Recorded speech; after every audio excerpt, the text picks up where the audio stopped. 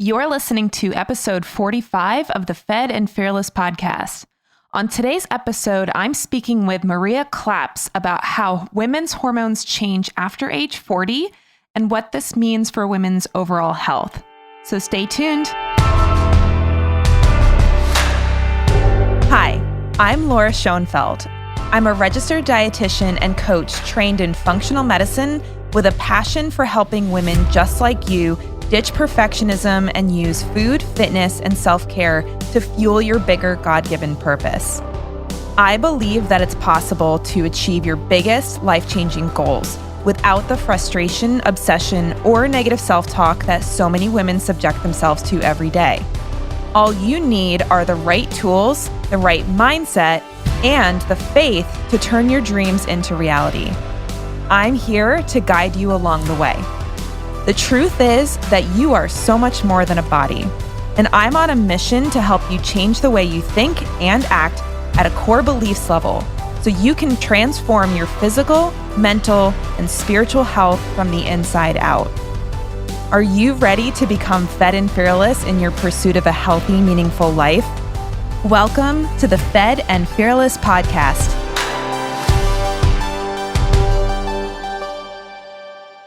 Hey everyone, welcome back to the Fed and Fearless podcast. I'm your host, Laura Schoenfeld, and on today's episode, we're going to be talking about a topic in women's health that does not get enough attention for some really unfortunate reasons. Now, as many of you know, a lot of the hormone health topics that I personally cover as a health expert tend to revolve around women of premenopausal age. It's primarily because that's where my expertise lies, and it's also a very important time of women's life for optimizing hormone health, not only for personal health reasons, but also for things like fertility and pregnancy and all the things that go along with being a woman.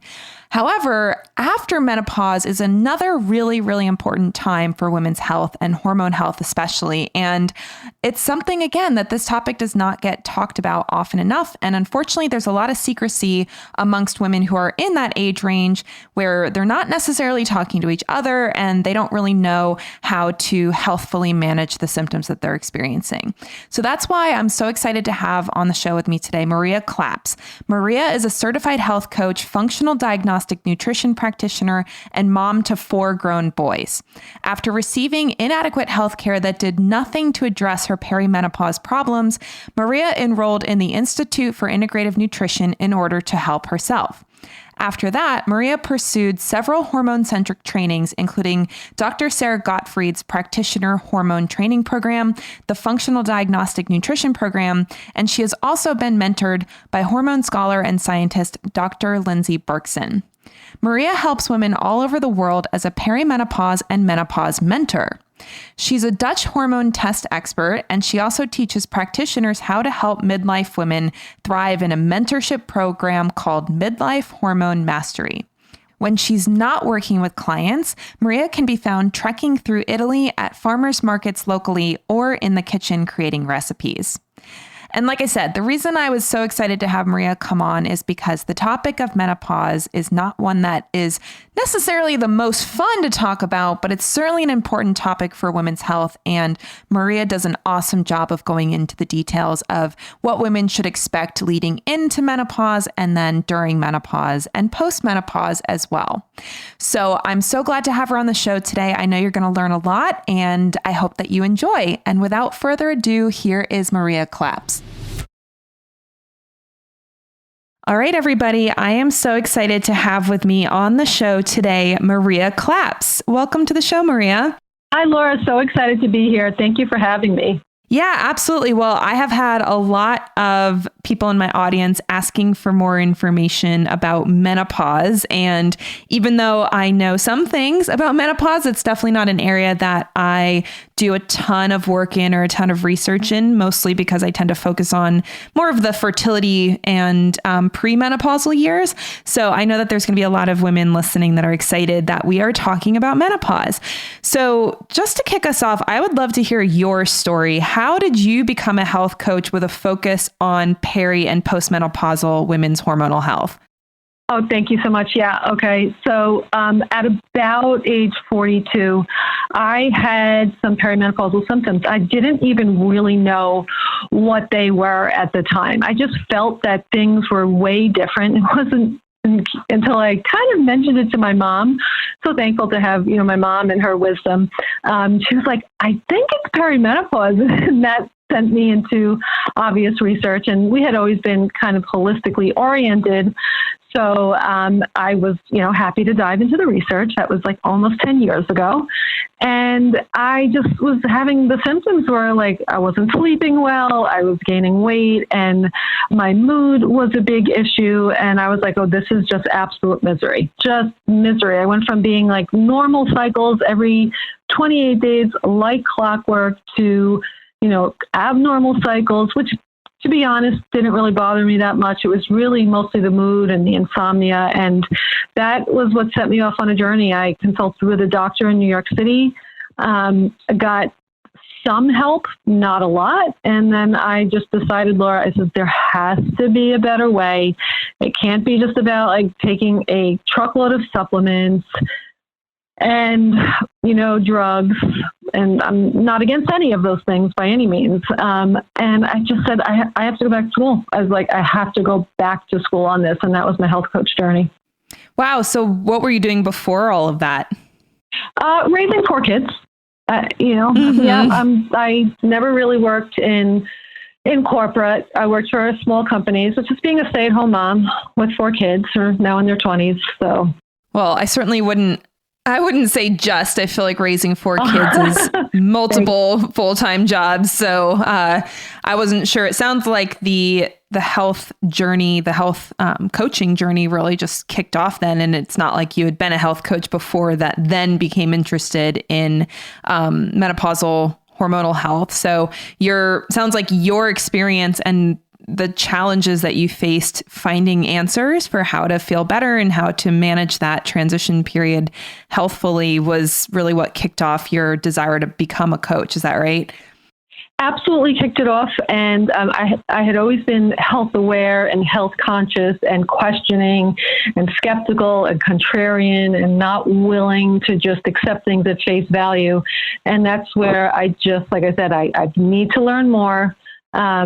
And that's what kicked it off. Yeah. So definitely my health journey was a major catalyst. Mm-hmm. Which is not unusual, but I think something that makes your story a little bit unique is the age at which you started all this, because I feel like so many women, when they get into their 40s, they unfortunately believe that there's no way that they could have a career change or that, they're kind of on the tail end of life. And it's, I think, just really inspiring to hear that you started this whole new career in your 40s, which I think just proves that it's never too late to follow your passions. Now, I would love to hear from you because you said you started to experience these symptoms in your 40s, and that's not, I wouldn't say it's like freakishly young, but it's definitely younger than I think a lot of other women will experience that menopause transition. So what were some of the first health changes that you noticed when you started to go into the menopause transition? Yeah. So moody, not sleeping well, and moody, and then just starting to gain weight. So yeah. And I would say that happened somewhere between age 42 and 43, which, the average age of menopause for Western women is 51, but like kind of normal to be anywhere between 45 and 55 to be fully menopausal, not the menopause transition, fully menopausal, 12 months without a period. Mm-hmm. Yeah, those were the things that kicked it off for me. Now, when you said that your period started to get irregular, what was that like? Was it just disappeared? Did it start to get lighter? Did it just kind of come irregularly? What was that symptom like? Yeah, so it would be like, okay, so it wasn't every 28 days, like then it would stretch out to 30, and then maybe the next one would be 35, and then all of a sudden it was like, I just had it 3.5 weeks ago, like 21 days. So that's definitely what I actually call that kind of late stage perimenopause at that point when your period's that irregular. And then in my case, and in the case for a lot of women that I've worked with, menopause is probably not too far away when your period's starting to do that. It's interesting because I've worked with some women before who were in their 40s dealing with hypothalamic amenorrhea. And that's where it can start to get kind of confusing because those women lost their period, but it wasn't because of menopause. It was actually because of excessive dieting and over-exercising behavior or, you know, a variety of things that can trigger hypothalamic amenorrhea. So it's interesting that the shorter cycles and then also just the irregularity, but they're still coming, could be a little bit more indicative of menopause than just a basic disappearance of the menstrual cycle right off the bat. Sure. Yep. Good thing to distinguish for sure. So with the mood changes, was that something that was affected by not sleeping well, or did it seem like it was completely separate? Yeah, it definitely felt separate. It just did, because it was whether I slept good or not, there were mood changes. And so now we know that's really associated with, it could be real sharp increases in hormones or like the withdrawal of hormones. Yeah, I feel like the hormonal shifts are ones that we expect around our menstrual cycle, but we're not necessarily prepared for the changes that happen going into menopause because nobody really talks about it. So it's like, you know, you're not exactly sure what to expect when that is happening. And actually that brings me to my next question, which is, what are some of the biggest myths that women believe about menopause? Right. Well, that's a great question. So I think women, they tend to feel like, you know, my kind of biggest issue is just this mindset of, well, this is what it's like to get older, and I'm going to put on weight, and I'm going to lose my libido, and, you know, I'm, you know, going to be just kind of, I'm going to isolate and be asexual. To me, that's definitely a hormone imbalance or loss of hormones. It's not aging. Yes, there's going to be, you know, some changes in immune health, and most women at menopause are going to put on some weight. There's no way around it. But as far as like just becoming this, you know, overweight, you know, like I said, asexual, just woman who isolates herself and, you know, can't really contribute to the world anymore, that's completely false. But it does happen to a lot of women, but you don't have to go down that path. Now, why do you think that's something that happens to so many women? So, you know, we have the loss of hormones is extremely profound. And unless you've A, studied it, but B, experienced it, I don't think you really fully understand what that means. So I do think a lot of that is the loss of hormones. Now, it's not the only thing, lest anyone thinks that, you know, it's all about, you know, if you have observed my work, you'll know I'm a huge fan of replacing those lost hormones, bioidentical hormone replacement therapy. It's certainly not a standalone. But when we lose those hormones, and, you know, it's so funny, like, I know to ask this question. I don't know if too many people would know to ask it. A lot of women will self-isolate. Now, they don't actually say, I'm self-isolating, but they're like, you know, they don't want to go out anymore. Like the girls' nights out, they're a thing of the past. They would rather stay home, stay in their pajamas, you know, not wash their hair, not get all prettied up to go out. And that's because it's just too much trouble. Well, look, I'm a homebody. I just changed out of my pajamas like about an hour and a half ago. I love my home. It's my solace. But so you know, for people that also love that, I want to say, I hear you. But if you went, say, in your 30s, early 40s to someone who was sociable, who was going out, who was just happy to converse and to meet people face to face, and then all of a sudden, like, something's wrong, like you're curling up with that ice cream, or you just, like, again, this is a little bit touchy to mention this, but like, you've stopped caring about your appearance. Again, I feel like I have to make the disclaimer, appearance is certainly not everything. That's a bit of a red flag to me.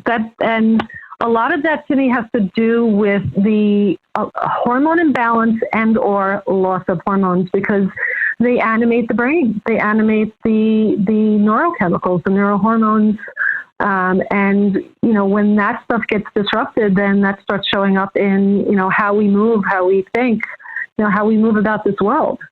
And I think it's important to recognize that something can be a symptom of a problem as opposed to something that people just need to accept as a part of getting older. And like you said, I think there's a fine line between being, sucked into the whole vanity thing and worrying about your appearance versus just not caring anymore. I mean, I feel like we've all had moments in our lives where we go through a period where we're like not really caring about like what our hair looks like or how we're getting dressed in the morning. And there is something to be said for the mood impacts of just kind of letting go of any sort of care about your appearance. So again, we don't want people to think that you have to be dressed to the nines every time you leave the house. But if you used to be someone who enjoyed taking care of your appearance or enjoyed getting dressed nicely, or like you said, going out with your friends or going out with your husband, something like that. And if that just stops, then that is more unusual and possibly more of a health symptom than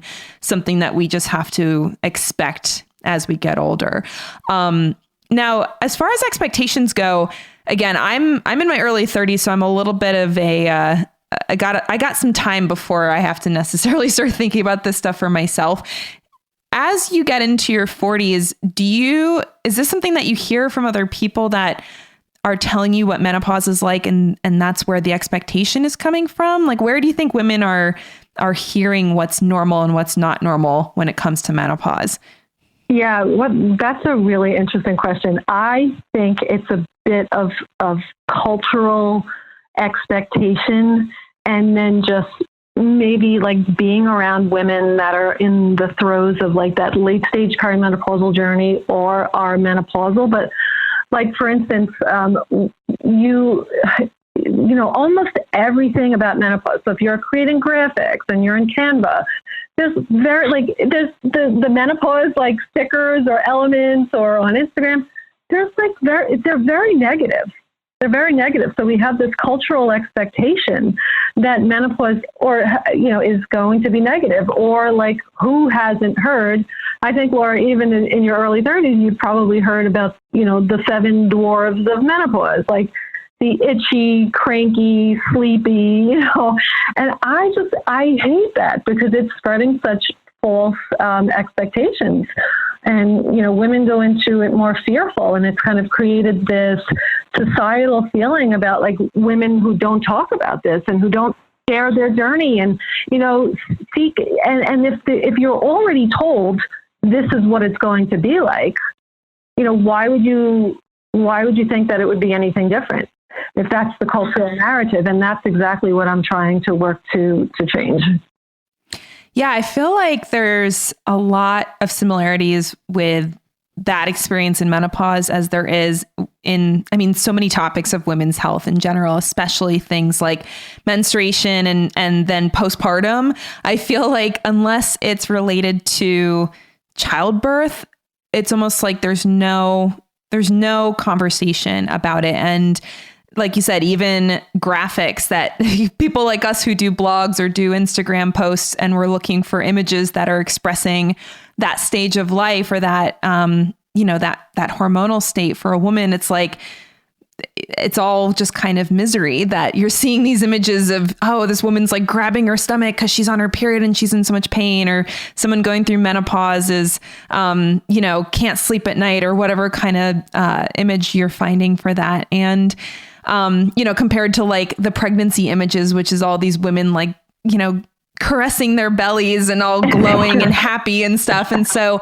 it's really interesting. It's not something that I feel like is talked about a whole lot, but it is kind of like a cultural undertone of, what women should be talking about and what's quote unquote normal versus what actually is normal. And I see a lot of that in the world of, just menstruation and women's health in general, let alone menopause. Yeah, no, I totally agree. Right. We've got the pregnant women in like this beautiful meadow with flowers and like this ethereal glow. But when you see like a perimenopausal or postmenopausal woman, she's just kind of thick at the waist and she just has a blank stare on her face. Well, I'm here to tell women it absolutely doesn't have to be that way.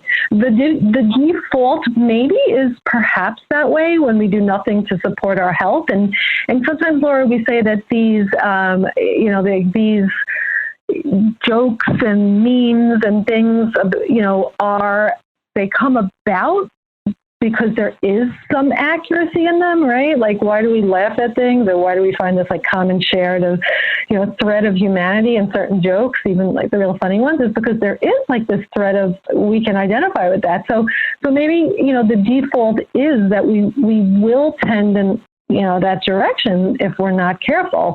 What I'm here to say is, you are going to have some changes. Body's going to change. Things are going to change, but it's really manageable. And women can live, depending on what age you are when you go into menopause and really what your genetics are like, you can live literally 50 years after menopause. If the average age of menopause, let's just throw it down to 50. It's 51.4, I think. Let's just say 50. My grandmother lived to almost 100 years old, so it's entirely possible. That's half of a lifetime for some women. We need to make it good. Right. Definitely. And I'm curious. So you've been mentioning that some amount of symptoms are normal.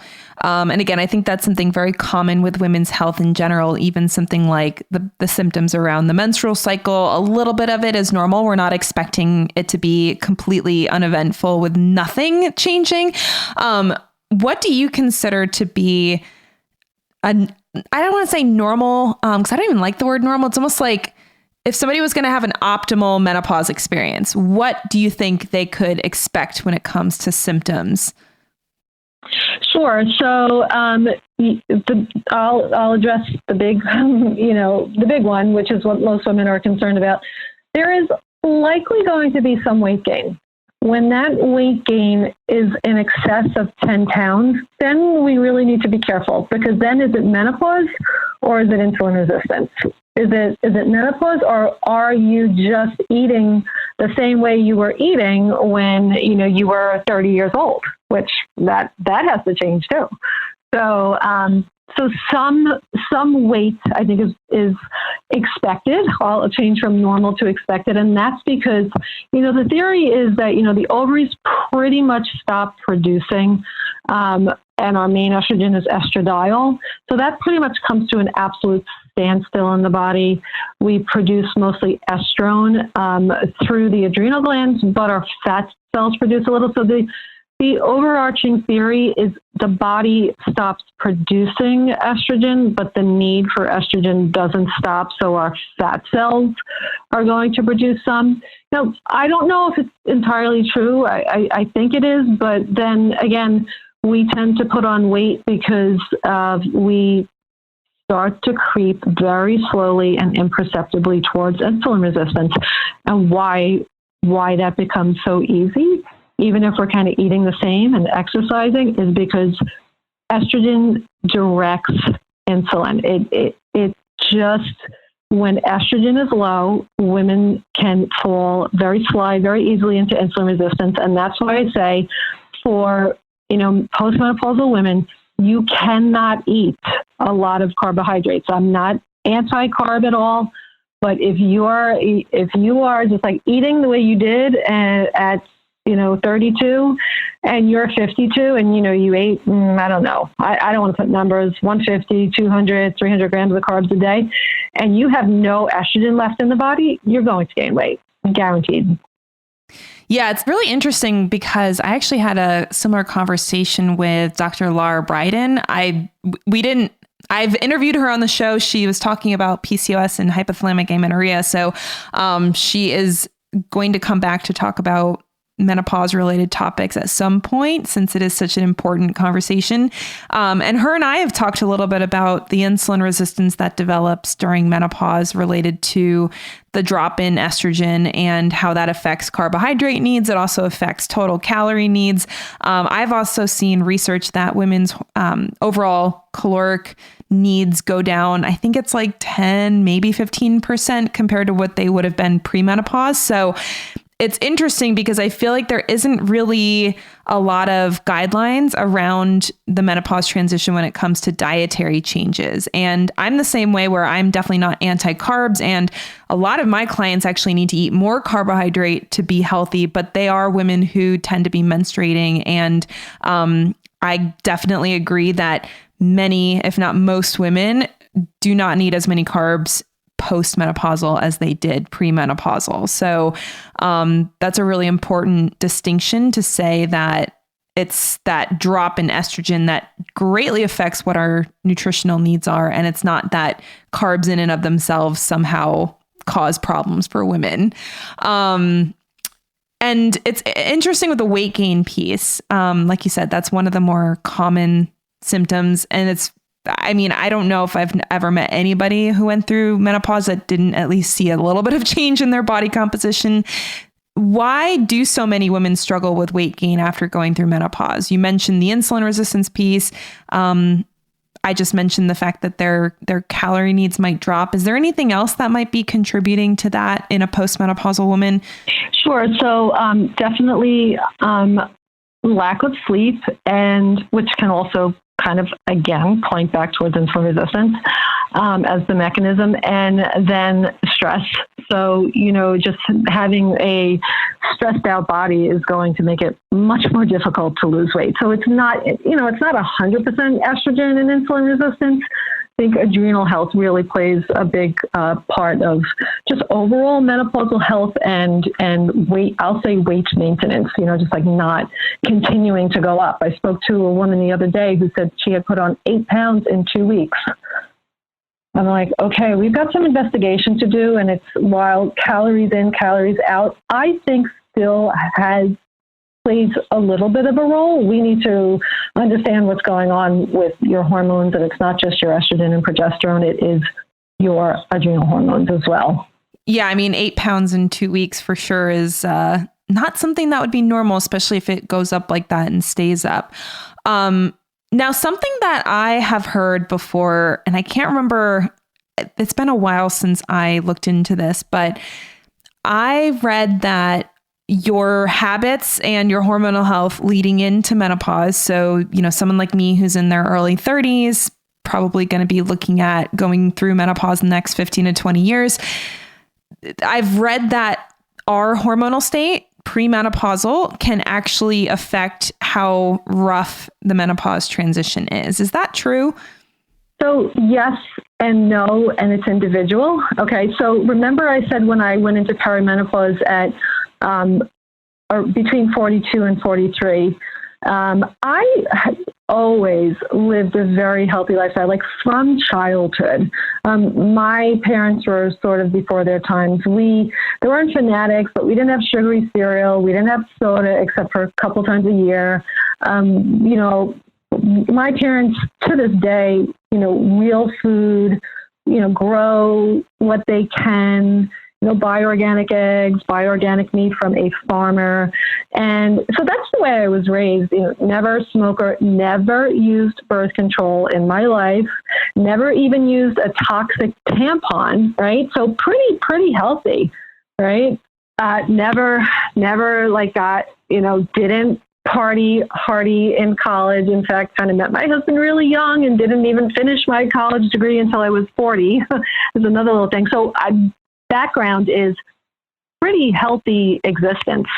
Still struggled a hell of a lot in menopause. So, and that just goes to show, and I've had so many clients who are, I think, similar or they can identify with, I don't drink, I don't smoke, I've been, managing my adrenal glands, I've been watching my stress. The deal is when that estrogen, progesterone too, but I really like to focus on estrogen, when it drops out, when it's like you pulled the floorboard and it's not there anymore. It could be, depending on your genetic sensitivity to what that drop is, it can just really be highly symptomatic. Now, in my case, luckily, like, I started to gain a little bit of weight, and I have a little bit of postmenopausal weight, but I think if you were to look at me, like, no one would say, oh, she looks menopausal. Like that, like, kind of really thick at the waist and just like really kind of drawn and tired look. So, I think that, all of the healthy lifestyle practices that I did absolutely helped me, right? Have a better experience than I had not had them. But I think it's a bit of a myth, and we just won't know until you go through that, or you keep a healthy lifestyle and menopause is going to be a breeze for you. That is not my personal experience, and that is just not the experience I have had with my clients. So clients who come to me, like, they're already super savvy. They're already eating paleo, or they're eating the grass-fed beef, and they're not smokers, and they're not heavy alcohol users. And like me, they're struggling, and they're struggling primarily because their hormones are gone. Mm-hmm. Yeah, that's interesting. And like I said, I can't remember where I read it, but I think it was in a book, and I don't want to try to remember what book it was, because I think I'd have to look it up, but it said something about, just in general, supporting hormonal balance and adrenal function before menopause affecting the symptoms. So I think that's interesting that people who you would argue before menopause were perfectly healthy, and then menopause hit them really hard, that didn't pan out for them the way that the book might have talked about. So, and I feel like it's kind of, everybody has to go through that experience of recognizing that their health is not 100% in their control. Cause I don't know about you, but I get a lot of clients who tend to blame themselves if their body reacts in a weird way or has weird symptoms that weren't really explainable. And I think it's nice to be reassured that you could hypothetically do everything quote unquote right and still have trouble during menopause. So it's not like, oh, only people who didn't take care of themselves have menopausal issues. Exactly, Laura. And I agree 100%. And I even tell women, whether they're perimenopausal, menopausal, or just premenopausal, in that, when I talk to them and tell them what I'm going to do, I lay this out and I say, I have very reasonable expectations that this is the progress we're going to see and this is what's going to happen. I said, but I cannot guarantee you. Sometimes, despite our best intentions, the body doesn't exactly cooperate and do what we want. So, and yes, that totally applies to menopause. And I don't want anyone to think that I'm saying that you should not tend your health at every stage in life. Absolutely. I do think tending my health and not doing those things, not using synthetic birth control, not being, a drinker, not eating a lot of junk food, absolutely helped without a doubt. But still, when I experienced that estrogen drop, none of that stuff really mattered in terms of some of the symptoms, right? Now, one thing that we've talked about a couple times now that I want to talk about the mindset piece, because something I do experience with my clients who have gone through menopause or maybe are going through menopause is this, I don't know if it's like a belief or a hope or an expectation that somehow they'll be able to avoid gaining weight during menopause. And as you mentioned, gaining up to 10 pounds through the menopause transition is pretty normal and not necessarily unhealthy, and possibly could even be beneficial based on the role that the fat cells play in producing estrogen. So what would you tell someone who is mentally struggling with gaining a few pounds during the menopause transition? Yeah, it's funny. That's a great question. I'm thinking years ago when I had an in-person practice, I worked in a healthcare office, and I had this really adorable, petite, like 48-year-old that was just very newly menopausal, worked out, felt she cared about what she ate and how she kept herself. And she said, I have gained about 6 pounds. And I said, I hate to break it to you. I said, but that is completely normal. And you have to just, give your body grace and ease right now. So I think Laura, it has to do with, we have these bodies that we're kind of used to behaving in a certain way for 40 or 50 years. And when things start to change, we think like that, well, why are we changing? And is there something wrong with me? And I just think it's a lack of education. Like we just don't know how these changes affect us physically and mentally. And we just like want to preserve and we want to hang on to what we've always known, and change is scary and it's different. I honestly, I just really think it comes down to a lack of intimacy with our body and that education. Mm-hmm. Yeah. Cause like you said, I mean, not that 6 pounds is insignificant, but that could be something that is completely normal. And like we said, even possibly beneficial during that menopause transition. And yet I think so many women are under pressure to keep their bodies looking exactly the same as they did in college or high school or something ridiculous like that. And I think it really does women a disservice to make them think that their body should stay the same throughout their life and to not see that change is natural. And again, like you said, if somebody puts on 10 pounds in 2 weeks and is continuing to gain weight and is experiencing other metabolic symptoms, like we're not saying that that isn't something to be addressed, but I do find that so many women really mentally struggle with that couple of pounds of weight gain. And like you said, it's a lot of times in the midsection, which is pretty much like the last place that most women want to gain weight. And so, I know it can be really tough to accept that that's part of the process, but I do think normalizing it is going to at least help people feel not like there's something wrong with them, that they're the only ones that are dealing with it, or that somehow that there is something that they didn't do right or some failure that led to that change happening. I totally agree. And that's exactly what I'm trying to do.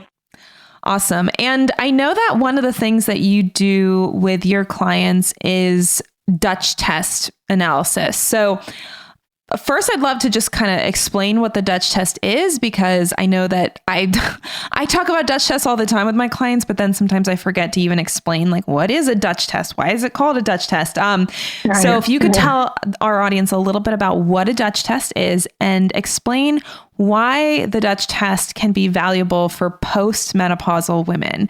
As I said, I use it a lot for my premenopausal clients, but I would love to know what kind of information can you gather from doing that test? Absolutely. So probably the number one reason I love the Dutch test for any woman, but especially postmenopausal women, and even more so if a woman is on hormone therapy, is looking at how estrogen is behaving in the body. And we call that estrogen metabolism.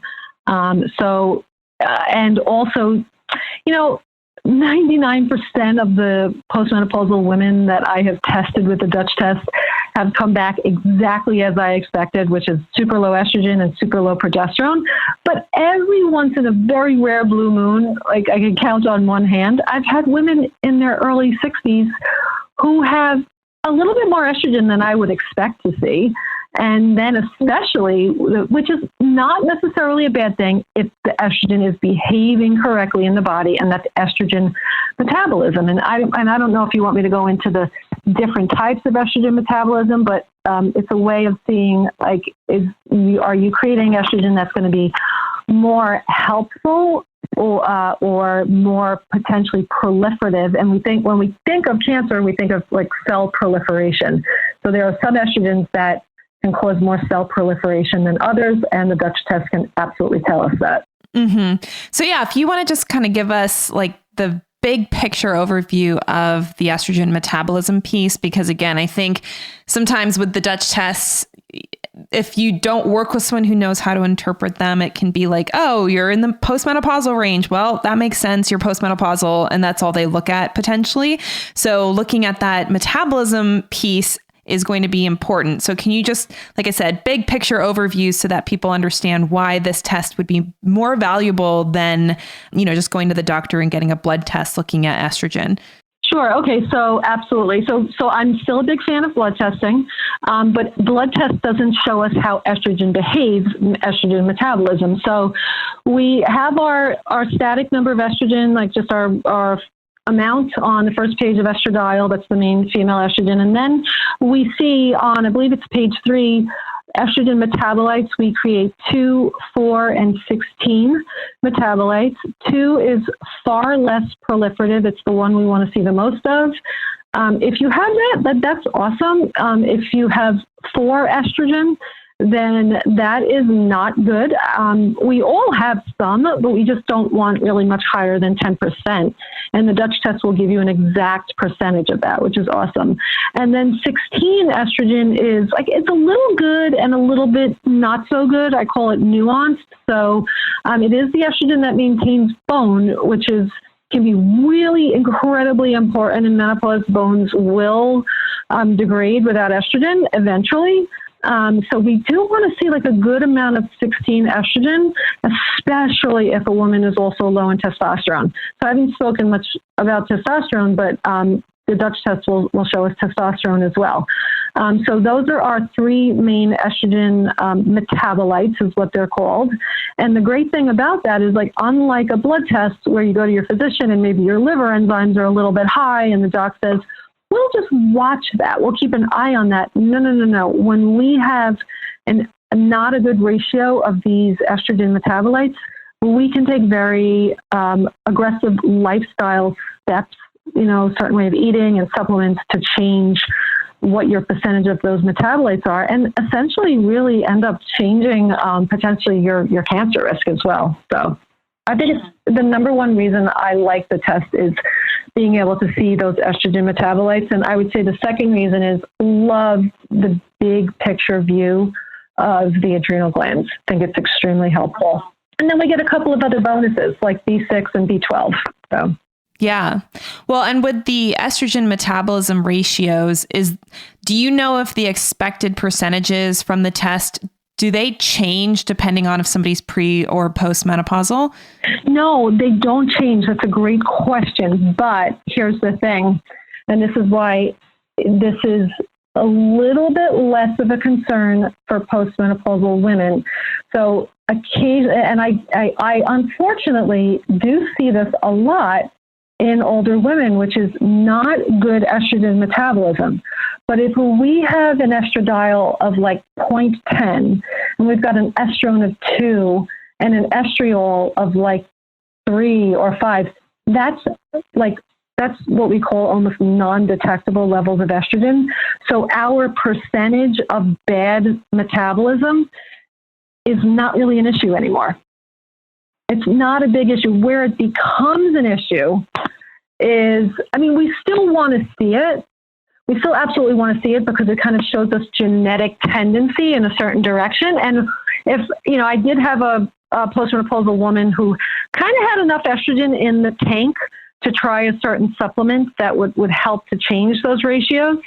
But we still want to see it because it can show us that genetic tendency, and we still want to try to correct it with lifestyle, but it's not as important as when you're doing it in a premenopausal woman and you see that, like, if a woman has, estrogen that is robust and her ovaries are still cranking out a good amount of estrogen and she's got poor metabolism, then you really have a problem, which is, again, I'm going to say fixable. These things are quite fixable. I've seen so many before and afters. It's amazing how it can be fixed with basically lifestyle medicine. Yeah. And I was curious about the percentages because I know on the test it gives different total ranges for things like the estrogen, different forms of estrogen, and then also things like the testosterone and androgens. So I didn't know if the expected percentage also changes with that. And it sounds like maybe it's similar or the same, and it's really more about the totals that are expected to change. Now, you mentioned testosterone as being something that you're going to look at as well. And testosterone is kind of a funny hormone for women because we always think of it as the male hormone, but it can definitely cause problems when it's too low. So what would be some things that might happen to a woman if her testosterone gets too low? Yeah, great question. So I'm going to avoid the obvious one. We'll get to that. I think everyone knows probably what I mean by the obvious one with no testosterone or low testosterone. We'll touch on that in a second, but lack of agency, like lack of being able to be motivated and kind of take charge and kind of move through their life in a way that they feel good about themselves, ready to get out there and do things.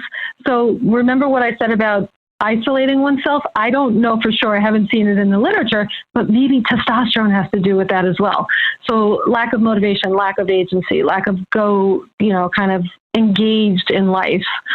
The other one, which women love to ask me about, I'm sure you can guess it, is libido.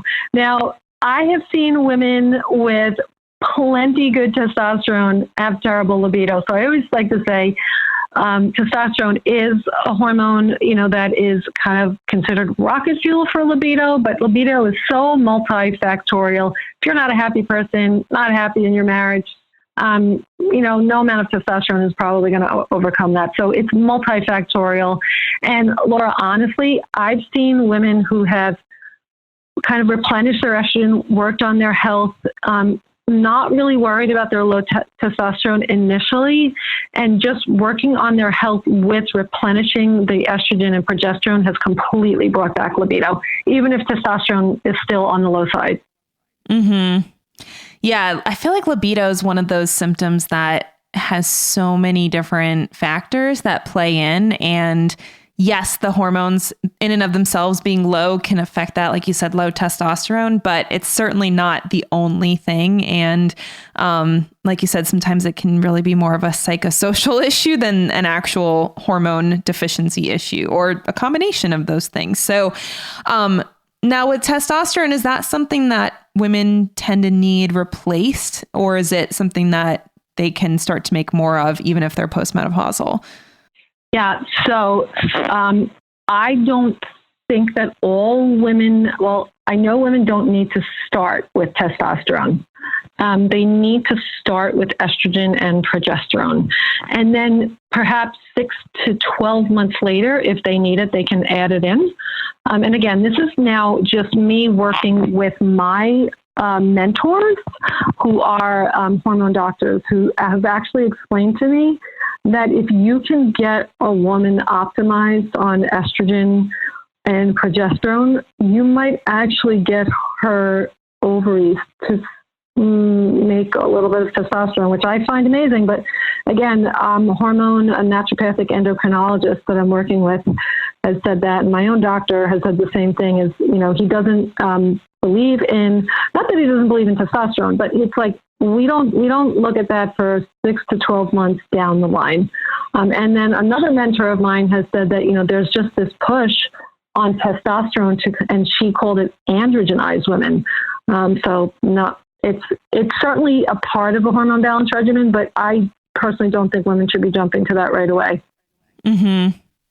Yeah, that makes a lot of sense. And I feel like it's something that I see women that I work with who are put on hormone replacement. It's kind of interesting how fast they're put on testosterone. And it seems like something that could cause a lot of problems if it's done either outside of progesterone and estrogen being balanced, or just done in excess. Like you said, it can cause the high androgen type symptoms that are not ideal and don't create a great sense of health and vitality any more than low testosterone does. So, yeah, I feel like the Dutch test has so much information, and it's really interesting to hear how the interpretation is so different depending on not only the age of the woman, but also the menopausal state, since somebody could be in their early 50s and still be menstruating, or they could be in their early 40s and be going through menopause. So it's just kind of, it's interesting to hear how you can use these tests even after somebody's gone through menopause and their hormones are a lot lower than what they might have been premenopausal.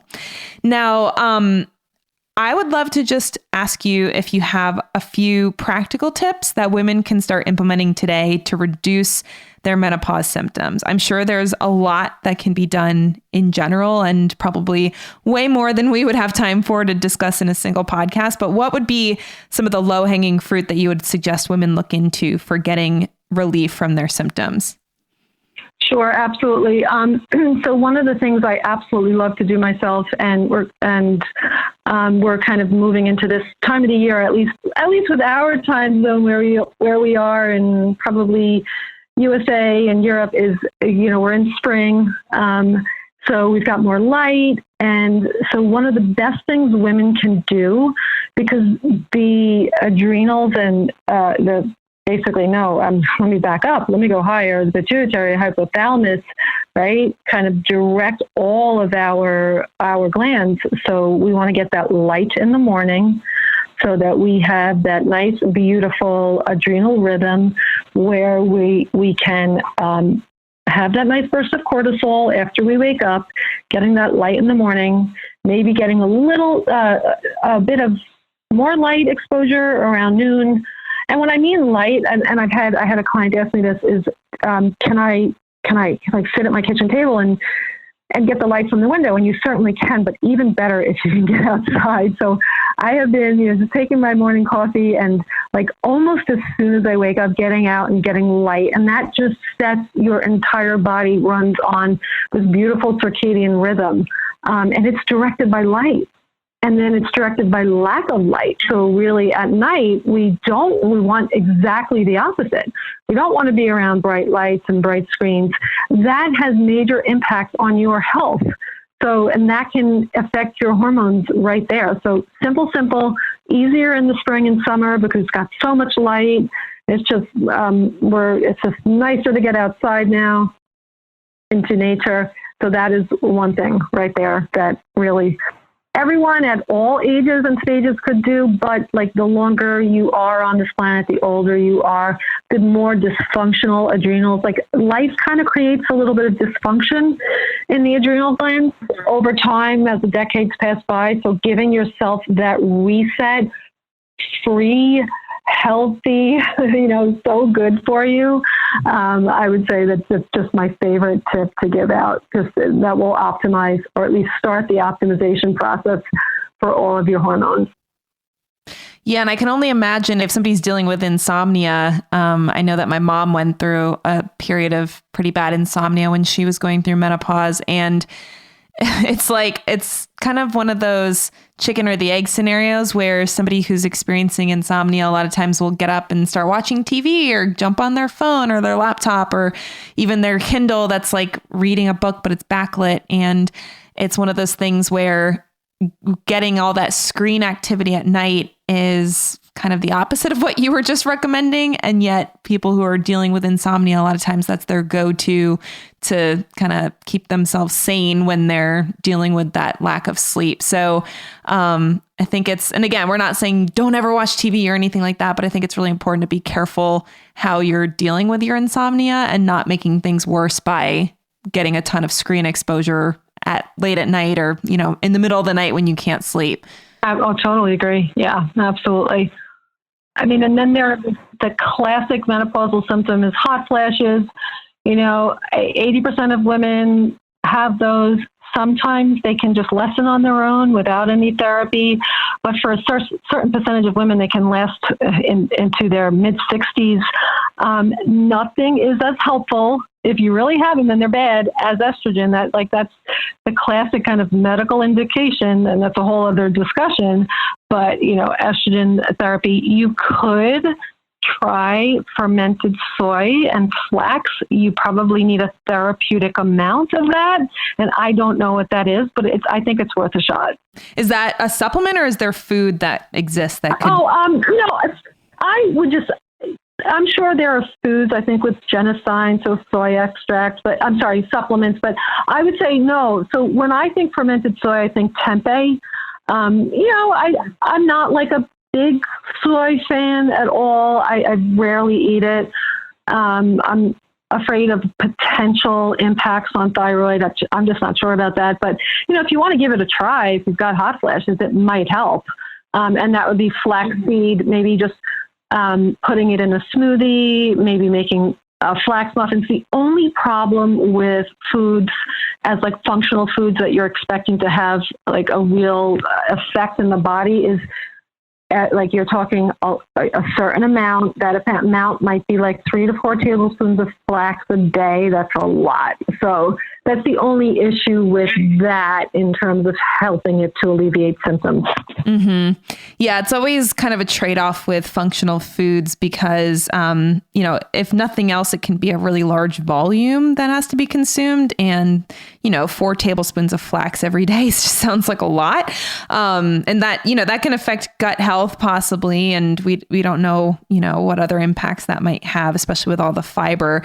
And then with the soy, like you said, I think there's a lot of debate around soy. I'm kind of on the fence about it. I don't think people need to eat a ton of it or that it's better than animal protein by any means. But I also think there's a lot of people that are very anti-soy. And like you said, I think organic, traditionally prepared soy in moderate quantities, maybe not like every single meal, but moderate quantities could be something that's beneficial for a woman that's dealing with those hot flash symptoms. And, I just think we all have to look at functional foods as being in context. So someone who has really low estrogen may have a different experience with that than someone who does not have low estrogen or has high estrogen, or like you said, has a thyroid issue. So, I'm glad that you mentioned that, because I think sometimes soy kind of has like a very black and white belief system around it. It's either, horrible and nobody should touch it, or people think it's like the way that you should avoid animal foods is to just eat a bunch of soy. And I don't think either of those are correct. So any final tips or strategies that somebody could implement, like just right off the bat, to potentially see improvement in their symptoms? Well, okay, so I would recommend daily walking as well, so that don't necessarily think that walking is going to really move the needle on the weight that much, but it's just a great way to improve mood. And that is a big symptom. I would say like behind weight loss, like that's 2 or 3. Number 2 or 3 that tends to come in is just kind of a moodiness / low motivation, type of a mood issues in, perimenopause and menopause. So, just gentle walking, like committing to a half hour every day, I think it's really life-changing for most women. Yeah. Well, it sounds like combining that with some sun exposure. So walking outside could be like a nice 1-2 punch for women to help them with a lot of the side effects of menopause, like the insulin sensitivity piece and the mood changes. So it's good to have something very simple. I think most people can do outdoor walking, maybe not year round, but at least during the warmer months, it's something that is accessible to many people. Absolutely. Absolutely. And then, Laura, like we totally left this off the table, and maybe discussion for another time or another practitioner even. And that is like, I am a huge fan of bioidentical hormone replacement therapy for so many women. Like they do all of these healthy things, like the walking and the sunlight that I just mentioned, and the, eating healthy animal protein and getting, vegetables that is appropriate for them. Loved what you said the other day about how that's not always the right thing to do. And, then the stuff just doesn't budge enough, or it's like I'm putting in all this effort and I'm getting very little return. Well, for those women, like the bioidentical hormone replacement therapy is extremely helpful, not just for symptom mitigation, but just for like long-term health strategy. I want to live to 100 and, not be a burden and, God willing, not be in a nursing home. So again, we didn't cover that, but that is something that I love to educate on and help my clients figure out. Can't write the prescription, but I certainly do a great deal of education on that. Well, and I think the education piece is huge because there's so much controversy around the bioidentical hormone replacement. And I think sometimes that can scare women away from using it. And then I do think there tends to be this confusion between bioidentical hormone replacement and something like the birth control pill. And I just think the education piece is going to be huge for somebody to understand how it can help, how to use it, if it's even appropriate to use, and what the, potential long-term risks are, or maybe there are no long-term risks. So there is a lot of, I think, confusion around that topic that women can really benefit from education. And like you said, it's probably its own podcast episode to talk about bioidentical hormones and how they can play a role in women's health as they age. And like you said, I mean, it's always nice to do as much stuff naturally as possible. And we certainly want people to be able to set up a healthy foundation for themselves and do simple things like walking outside and, improving their sleep hygiene and keeping their blood sugar balanced with their food choices and all of that. But at the end of the day, if their hormones are extremely low and they're not coming up because of being in postmenopause, not having that ability to really produce those hormones, we can't just say, well, I guess that's just the way things are. And that's how you have to feel if we do have that medical technology to be able to help women feel better and to really thrive in their postmenopausal years, as opposed to just kind of suffering through them. So, I think it's good to have that well-rounded approach where you're looking at both sides of it and you're giving women the best possible care to help them feel their best. Yes, absolutely. Agree. In agreement. Yep. Thank you. So just as we wrap things up, first of all, thank you so much for your time and your expertise. I think, again, I want to have this conversation about menopause more because there's so many women that are starting to go through it in my audience and maybe have been through it and just want to make sure that they're caring for their body through the process and feeling their best. What is your vision for the work that you're doing, and what impact do you hope to have on the world through your working with women in the menopause transition? Oh, yeah. Thank you. So my vision is that women would go into menopause, embrace it as a natural phase of life, not be embarrassed to talk about it, not feel kind of remove the cultural bias against menopause. I want women to have the best care possible, and really for them to live the life that they want to live between ages 50 and 100. So that's my vision. Awesome. I love it. And something that I ask everybody that comes on this show is, it's kind of out of left field sometimes, but there's no wrong answer. The question is, what makes a woman more than a body? Wow. It's it's really her mind, really. Think about it. We connect with people through our mind. It's I'm not a super philosophical person, but I think it's it might be the seat of our soul. It's how we connect to other humans. It's how we think about ourselves. So I just really think what's going on between your ears is really what makes you more than a body. But yes, that was a bit of a trick question, Laura. Well, like I said, there is no wrong answer. And I like to ask to get just a variety of different opinions on that topic, since part of my goal with this podcast is to help women know that they're more than a body. And even when we talk about topics like today, where we're talking about physical health and how to take care of your body, that we know that, no matter what your body is going through, that you're not just a body. And so I appreciate you playing along, and sorry for throwing you on, that unexpected curveball. No, I loved it. Awesome. Well, all that said, like I said, thank you so much for coming on and sharing your expertise. And for women who want to learn more about your work and to find out more about what you offer for, just helping women through that menopause transition, where can women find you? So the best place to find me right now is on Instagram. And so I'm one half of a two-part team called Wise and Well. And that's because we feel like wisdom really precedes wellness.